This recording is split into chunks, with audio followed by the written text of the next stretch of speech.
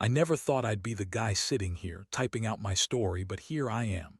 My name's Mike, and I married Lisa about 5 years ago. Honestly, for most of those years, I thought we had a pretty good thing going. We fought here and there, sure, but that's normal. She was gorgeous, blonde, tall, the kind of woman everyone looked at twice. I was proud to call her my wife. But beneath that, I started sensing something wasn't quite right lately. It started with small things: her phone always on lock, her suddenly avoiding certain questions about her whereabouts or who she was texting. Then her mood shifted. She became bitchy, snapping at me over nothing. Thought it was stress, work, or maybe just me being paranoid. But I couldn't shake the feeling that she was hiding something. That nagging suspicion grew stronger every day. Then came the night I found out everything. I was supposed to be working late but came home early without her knowing. I had a gut feeling and I decided to check her phone. I never do that, but I was desperate. I guess I knew deep down something was off. That's when I saw it, the texts, the pictures, her talking about how good it was with someone named Jake. I froze. My stomach dropped. My mind spun. I couldn't believe what I was reading. She was cheating on me, with my brother no less. Now, I don't want to turn this into some soap opera, but I've known my brother Tom since we were kids. We've always been close, but I never thought he'd do something like this. And Lisa, I mean, she's always been a little bitchy, but I genuinely thought she loved me. Turns out she was lying all along. The worst part: that night at our family cabin, she and Tom spent the entire evening alone together. I found out because I saw her car parked there after I got home early and her phone lit up with a message from him. That's when I knew for sure. They had a whole night, probably more together, while I was at home clueless. I honestly felt like my world was crashing down. I didn't sleep that night. Just sat there, staring at the ceiling, trying to process what I just uncovered. How long had this been going on? Did I ever really know her, or was our entire marriage just a lie? It's crazy how quickly everything changes overnight. One minute I was a happy guy, believing I had everything I wanted. The next, I was a fool, betrayed by the two people I trusted most. That's where I'm at now, trying to figure out my next move, angry, hurt, confused, and wondering how everything went so damn wrong.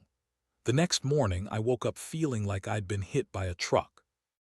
My head was pounding, and the weight of everything I just discovered pressed down on me like a ton of bricks. I stayed in bed for a while, replaying that night at the cabin in my mind: her laughter, Tom's stupid grin, how comfortable they looked together. It was like I was watching a bad movie I couldn't turn off. I knew I couldn't just ignore it anymore. I had to confront her. But I was also terrified of what that might lead to. I mean, how do you even start a conversation about your wife cheating with your brother? How do I look her in the eye and ask her if she's been lying to me for years? It's not like I wanted to ruin everything, but I couldn't pretend I didn't know. I had to get the truth out of her. So I waited until she came home from work. She was acting normal, too normal, honestly, like she didn't have a care in the world. She's the kind of woman who can lie with a smile, so I knew better than to trust that veneer. When she finally walked in, I took a deep breath and looked her right in the eyes. "Lisa, we need to talk," I said, voice steady but cold. She gave me that fake smile and said, "What's wrong, honey?" That's when I hit her with it. "I know about you and Tom. I know you spent the night at the cabin. I saw your messages. I saw the pictures. Tell me what the hell is going on."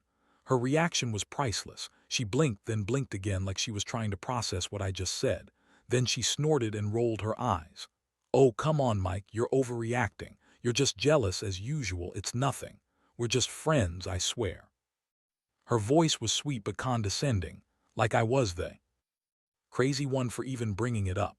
I didn't buy it, not for a second. I told her, "Don't lie to me, Lisa. I saw the messages. I know you're having sex with him. You've been lying to my face all this time. How long has this been going on?" She shrugged, trying to act like I was the one making a big deal out of nothing. "It was just a stupid mistake. It meant nothing. I love you. You're overreacting because you're insecure." I lost it. How can she be so calm, so dismissive? I told her she was full of shit, that I wasn't going to let her brush this under the rug. I demanded to know exactly what they did, how long it's been going on, and why she thought she could get away with it. She kept lying, trying to spin her way out of it, saying I was paranoid, that I was imagining things, but I'd seen enough. I knew the truth. The shock hit me hard. I felt betrayed beyond words. I thought I was married to someone I trusted. Instead, I found out she'd been cheating on me with my brother, her supposed best friend for who knows how long. That's when I realized I was living in some kind of nightmare. I wanted to scream, cry, break something. Instead, I just sat there trying to hold it all together, knowing that everything was about to change forever. After I confronted Lisa, everything spiraled even faster than I expected. She kept denying, lying, trying to act like I was just some paranoid fool. But I wasn't buying it anymore. I could see the guilt in her eyes, the way she fumbled for words, the way her face kept changing every time I pressed her. I told her I wasn't going to be played anymore. I was done with her bullshit. Her reaction was a mix of anger and arrogance. "You really think I'd cheat with your brother? That's freaking disgusting," she spat, her voice full of disdain. "You're just jealous because you're a terrible husband and I found someone who actually cares about me, someone who treats me like I deserve." That hit me like a punch in the gut. I told her I was done listening to her lies. I said I'd been patient long enough, but now I knew everything. I told her she was a bitch for lying, for cheating, for destroying what little trust we had left. I told her I didn't know if I could ever trust her again. And honestly, I didn't want to, not after what she did. Not after she played me like a fool while she was screwing my brother. That's when she started crying, fake tears streaming down her face. "You don't understand, Mike. It was a mistake. I swear I didn't mean for it to happen. I love you. I love our life. Tom. He's just a stupid mistake. It doesn't mean anything." Her voice cracked, but I could hear the desperation, the lies she was trying to sell. I didn't buy it. I told her I wanted her out of the house. I couldn't even look at her anymore. I told her she was dead to me, that I'd figure out what to do next. I felt numb. I felt angry. I felt like I'd been punched in the stomach so many times I couldn't breathe. The worst part, seeing her walk out that door, her high heels clicking on the floor, her hair tossed over her shoulder like she didn't give a damn. As she left, she threw one last shot at me. "You'll regret this, Mike. You're just being dramatic. You're insecure. I'll be fine without you." That's when I realized she'd always been good at lying, better than I'd ever given her credit for. The aftermath hit me hard. I was left sitting alone in that empty house, staring at the walls I'd once thought knew me. I kept asking myself how I didn't see it coming, how I could have been so blind.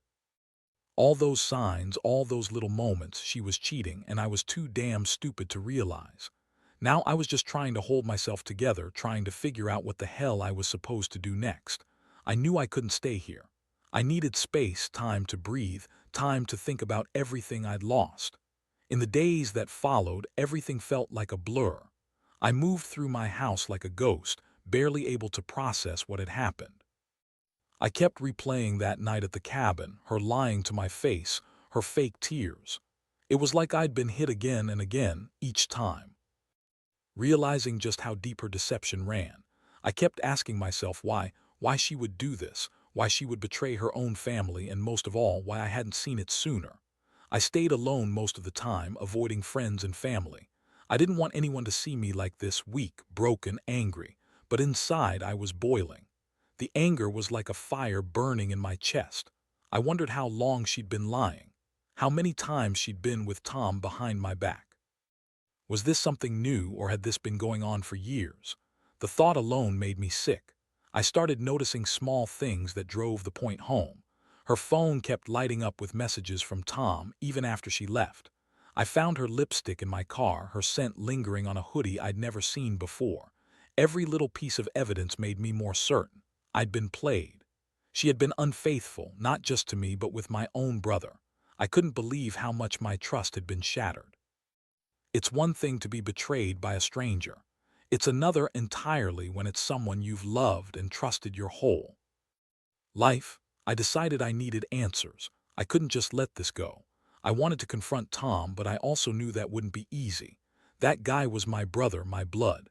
How do you even begin to process that kind of betrayal? I thought about calling him, but I knew that wouldn't do any good. I didn't want to explode, but I also knew I needed to understand what was going on inside his head. Meanwhile, Lisa kept trying to contact me, sending texts, calling, even showing up at the house. I ignored her every time. I wasn't ready to face her. I was hurt, furious, and confused. All I wanted was to make sense of the chaos she'd unleashed. I kept asking myself, how could she lie so easily? How could she look me in the eyes and pretend everything was fine? And most importantly, how do I go forward from here? Do I try to fix this, or do I just cut ties and walk away? The truth was, I wasn't sure I had any answers yet, but one thing was clear. I couldn't stay silent forever. I had to decide if I was going to be the guy who forgave or the one who walked away. Either way, I knew I'd never see her the same way again. My whole world had shifted, and I didn't recognize the person I'd been before. That's the point I realized I had to confront everything, my feelings, my trust, and whether I could ever forgive her for what she did.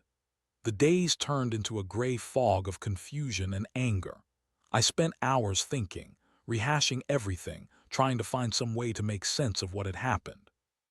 Part of me wanted to break down, scream, tear apart the house, but I knew I couldn't let myself fall apart like that. Not yet. I had to hold it together for whatever came next. I finally decided I needed to confront Tom. I couldn't carry this weight around without facing him. I needed to hear it straight from his mouth. Why he did it, how long it had been going on, if there was more I didn't know. I arranged to meet him at a bar down the road, pretending I was coming just for a casual chat.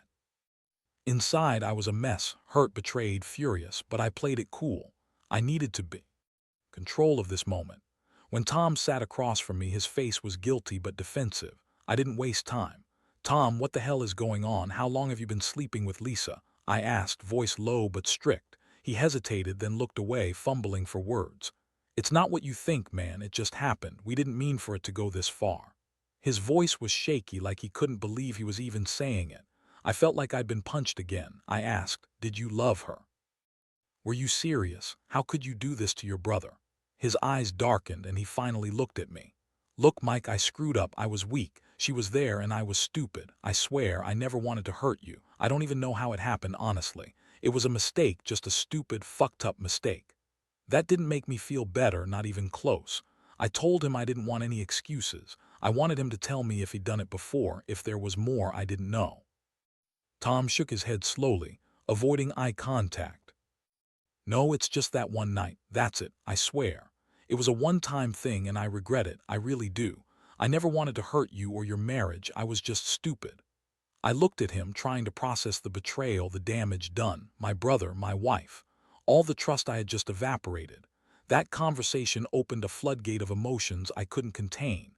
Anger, sadness, betrayal, everything hit me like a wave I couldn't swim against. I realized that I couldn't fix this, not really. Not without more pain. I knew I'd have to figure out whether I could forgive them, or if I even wanted to. The damage was done, and I was left picking up the pieces of a life I thought I knew. I didn't have all the answers yet, but I knew one thing for sure. Nothing would ever be the same again. After that conversation, everything inside me felt broken beyond repair. I went home still numb, carrying the weight of what I'd learned, her lies, Tom's shame, the betrayal that cut so deep I wondered if I'd ever mend. I looked at Lisa's things still in the house, knowing she'd be gone soon, and it hit me how much trust I'd lost, how much I'd given her, and how little she truly valued it. I realized I had a choice.